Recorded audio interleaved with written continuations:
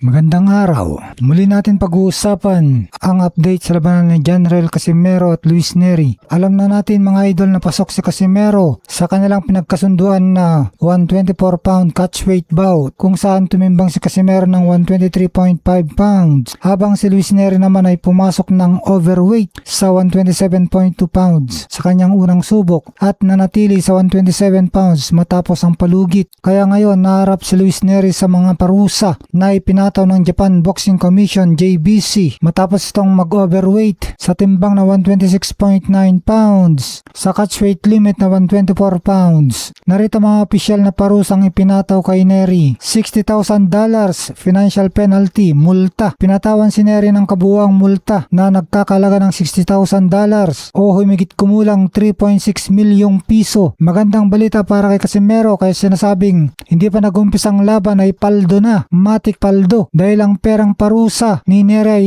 ibabawas sa kanyang premyo at direktang ibibigay kay Janrael Casimero bilang kompensasyon. Kaya masayang ngayon ang magkapatid na Casimero. Ang laki noon, 3.6 milyong piso, hindi pa nag-umpisang laban. Ito pa ang parusa kay Nery, strict hydration limit para mapigilan si Nery na maging masyadong malaki sa gabi ng laban. Obligado siyang dumaan sa isa pang weigh-in sa araw ng tapatan. Bawal lumagpas sa 134 pounds ang kanyang timbang. Kung lalabag siya rito, maaaring tuluyang kanselahin ang laban. Habang buhay na ban sa Japan, lifetime ban. Dahil hindi ito ang unang pagkakataon na sumablay si Nery sa timbang habang lumalaban sa Japan. Matatandaan ginawa niya rin ito noon kay Shinsuke Yamanaka. Opisyal na siyang bawal na makipaglaban muli sa bansang Japan habang buhay. Kumbaga irresponsable man si Nery sa timbang. Matik paldo naman ang bulsa at bentayan ng Team Casimero bago pa man magsimulang bakbakan. Mas matibay ang abilidad na sumalo ng suntok. Ang sapat na hydration ay protection din sa utak. Mas diado ang isang boksingero tulad ni Nery na bawal pang maglamon kapag tinamaan dahil tuyo ang katawan. Mental advantage. Habang relax na si Casimero at nag-iisip na lang ng diskarte, si Nery ay malamang nade-depress o nababad trip pa rin dahil sa gutom, pagod at stress sa timbang. Kumbaga selyado ng physical na preparasyon ni Casimero. Salamat sa disiplinang pinakita nila ni Coach Jason. Abangan na lang natin bukas kung paano isasali ni Cuadrolas ang enerhiyang nakuha niya sa todo lamon para mapatumba si Nery. Para makuha ni na Casimero ang perang penalty, kailangan matuloy at matapos ang laban. Kaya naman pumayag ang kampo ni Casimero na ituloy ang bakbakan dahil bukod sa kumpletong kanilang preparasyon, garantisadong paldo o madadagdagan pang kanilang kikitain bukod sa original nilang kontrata. Kumbaga sa Casimero ang may hawak ng bentahe ngayon. Bayad na siya sa pabor, mas malaki pang kikitain niya